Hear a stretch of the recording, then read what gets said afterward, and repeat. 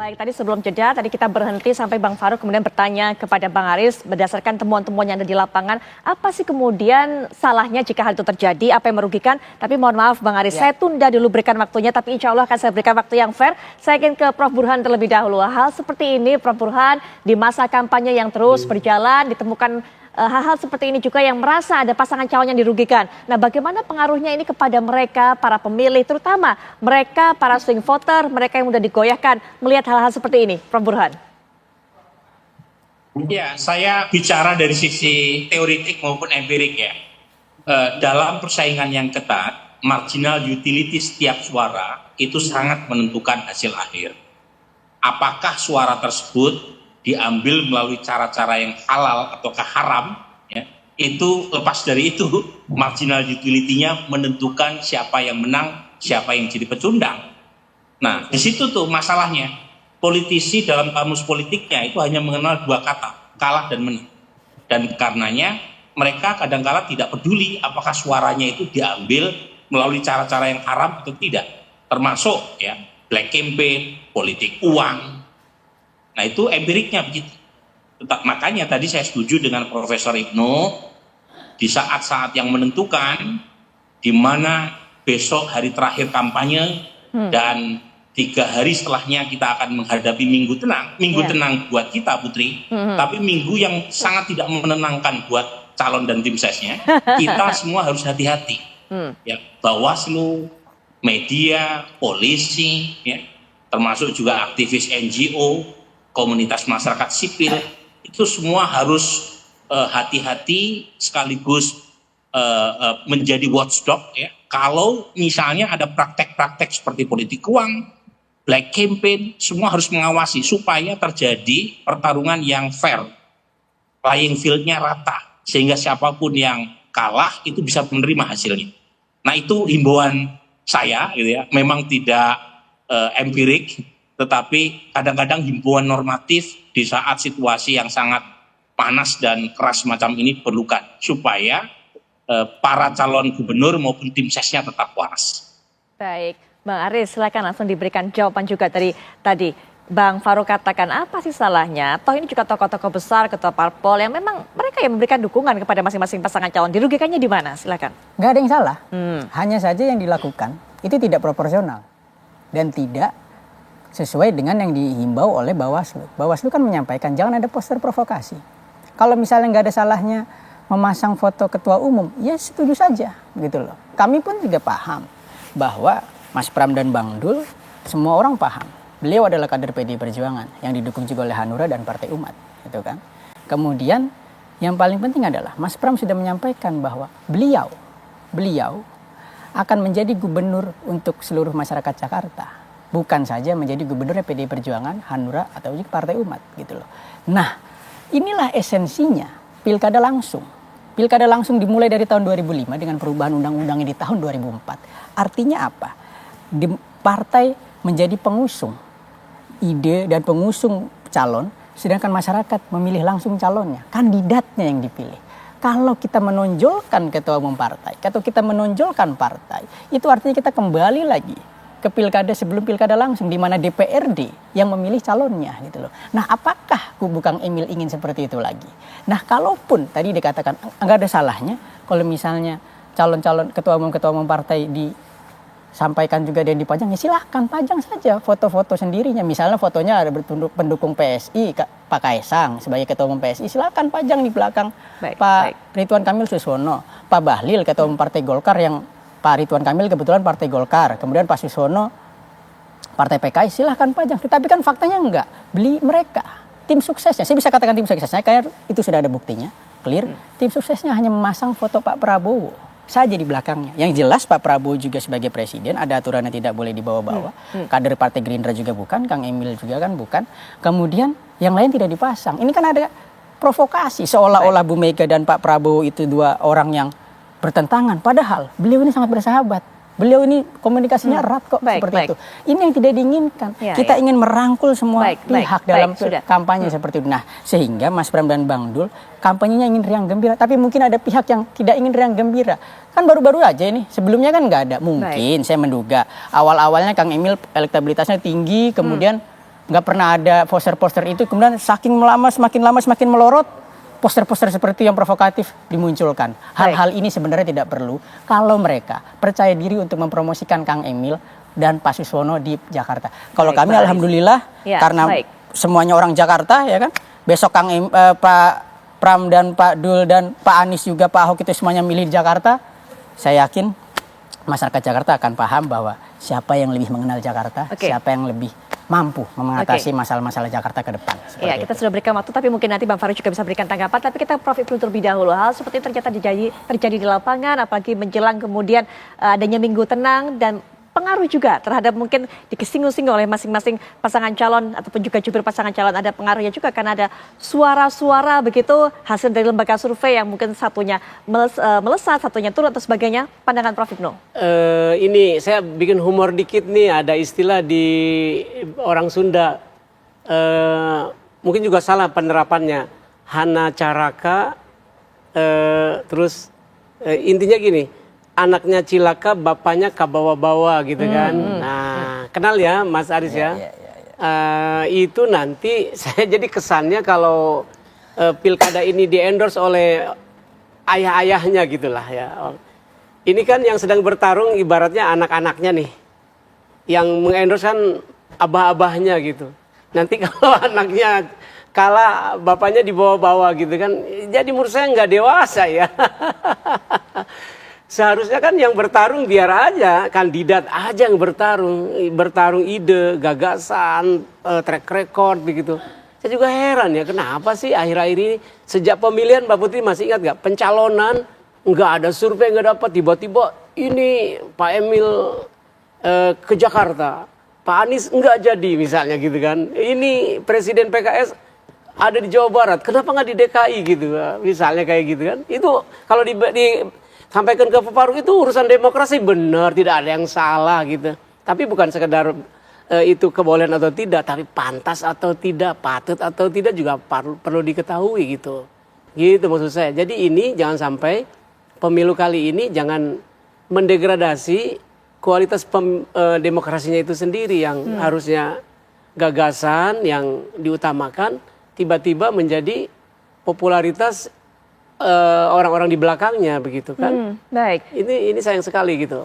Ya, bicara mengenai pengaruh dari orang-orang yang di belakang dari masing-masing pasangan calon, Prof Burhan, besok kan ini sepertinya para tokoh-tokoh ini akan juga hadir di kampanye akbar masing-masing. Akankah kemudian membawa pengaruh dampak signifikan terhadap mereka, terutama para pemilih yang belum menentukan pilihan, para swing voter ataupun juga mereka yang imahnya gampang tergoyahkan, Prof Burhan? Iya, pertama untuk mengukur pengaruh para endorser itu sangat ditentukan oleh sosiologi pemilih di Jakarta. Nah, di Jakarta itu 70% warganya itu menentukan pilihan berdasarkan otonomi memilih mereka masing-masing.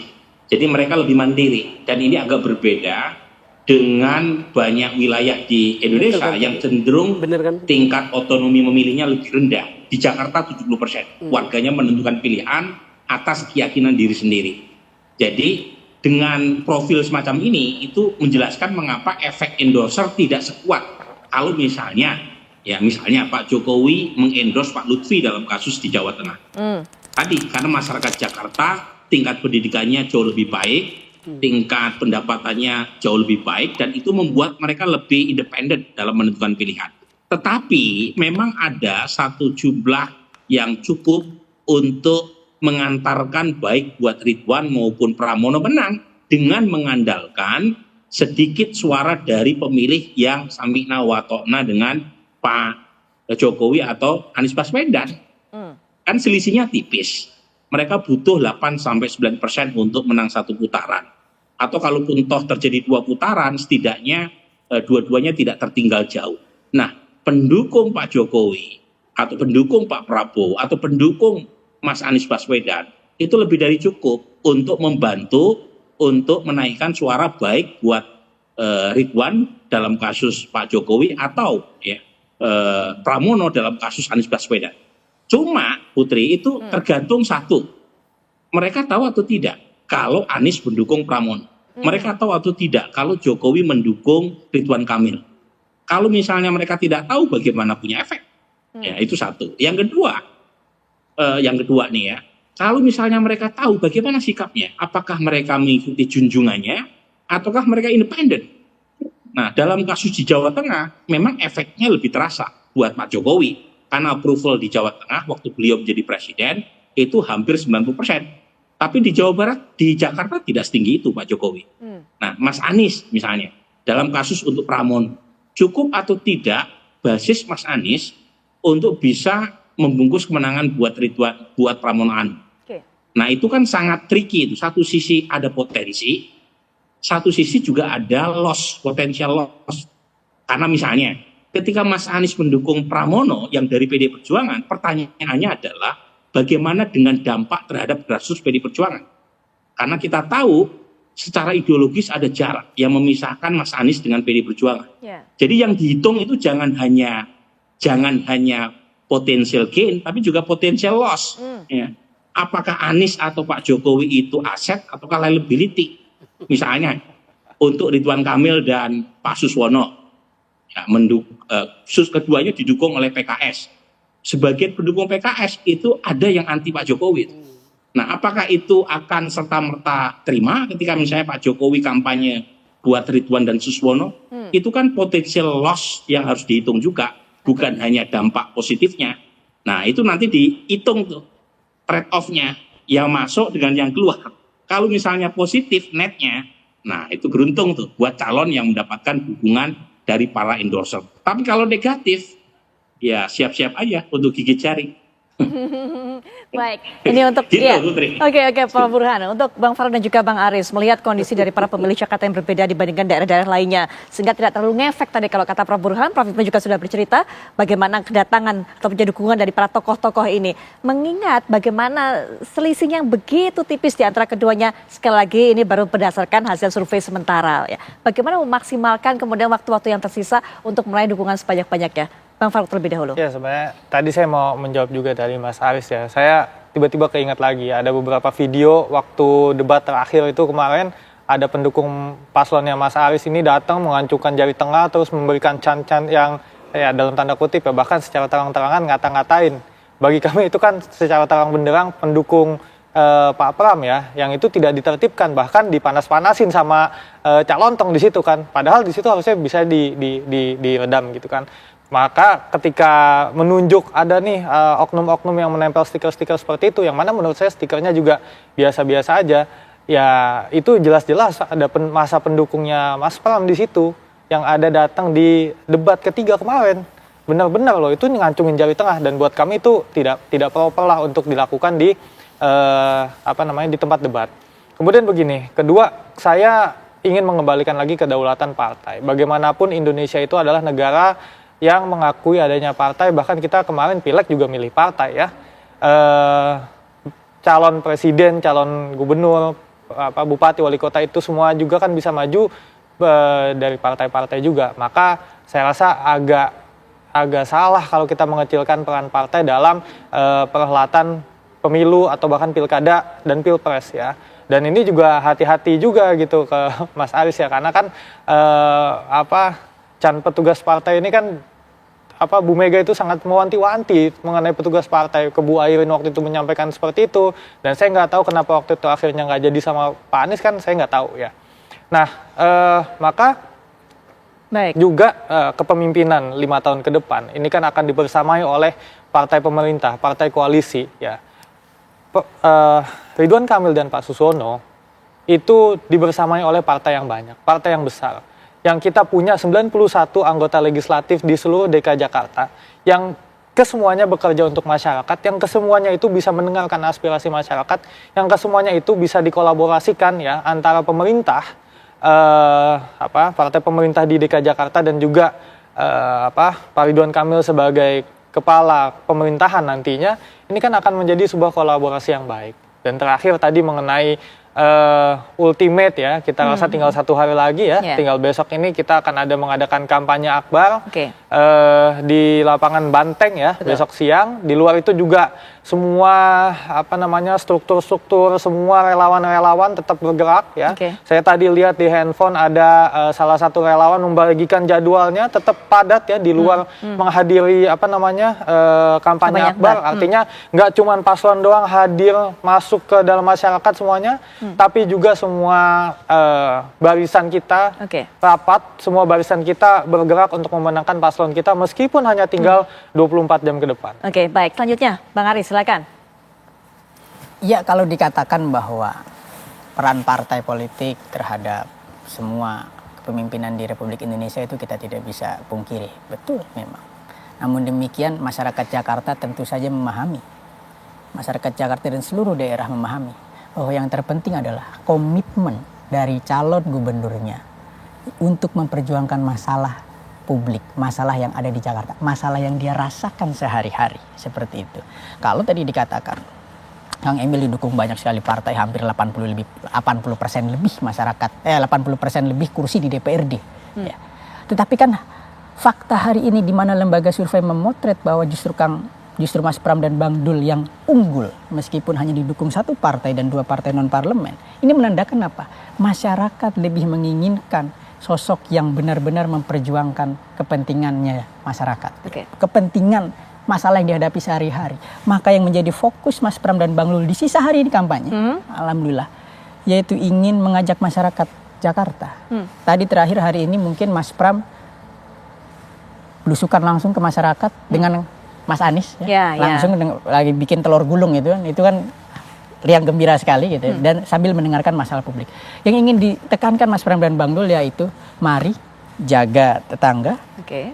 jaga TPS masing-masing, kawal agar pemilihan pilkada Jakarta ini pilkada yang fair, pilkada yang tidak terintervensi oleh pihak manapun. Karena tadi saya disampaikan 5 kali lebih tinggi rasionalitas masyarakat Jakarta memilih pemimpinnya berdasarkan program-program. Maka barang siapa yang ingin banyak pekerjaan ada di Jakarta, 500.000 pekerjaan, pilih Mas Pram dan Bang Dul. Barang siapa yang ingin air bersih, pilih Mas Pram dan Bang Dul. Dan Mas Pram dan Bang Dul adalah pemimpin yang ingin memperjuangkan seluruh masyarakat tanpa membeda-bedakan gendernya, tanpa membedakan perempuan, laki-laki, anak, single parent atau yang tidak single parent. Seperti itu. Semua ini diperjuangkan tanpa didiskriminasi, apalagi direndahkan. Oke, waktunya sudah habis. Tapi mungkin singkat saja Prof. Hipnu sebagai penutup. Ya, mari kita kembalikan pilkada DKI, pilkada yang seperti dulu, yang adu gagasan, adu ide ya. Walaupun nanti sudah kadung hadir para tokoh, biar itu jadi referensi para pemilih. Tapi yang penting pemilih tetap yang seperti disebut oleh Prof. Burhan tadi, kan 70% pemilihnya rasional ya kan. Kita tunjukkan bahwa pilkada DKI ini ada indikator demokrasi tanah air lah begitu. Baik, Prof. Hipnu terima kasih. Para jubir dari masing-masing pasangan calon terima kasih. Bang Aris, Bang Faru juga terima kasih. Kemudian juga Prof. Burhanuddin terima kasih sudah meluangkan waktunya juga untuk bisa berbagi pandangan dan berbicara di forum ini. Dan Anda hanya punya waktu yang singkat tentunya, termasuk juga di masa-masa tenang nanti untuk memilih siapakah yang Anda pilih untuk bisa menentukan pemilih dan juga pemimpin Jakarta untuk 5 tahun ke depan, karena memang ini hak Anda. Jadi pastikan betul, pikirkan betul, pertimbangkan betul. Kita akan jeda sejenak, nanti kami akan kembali dengan rangkaian kabar-kabar menarik lainnya. Sesaat lagi.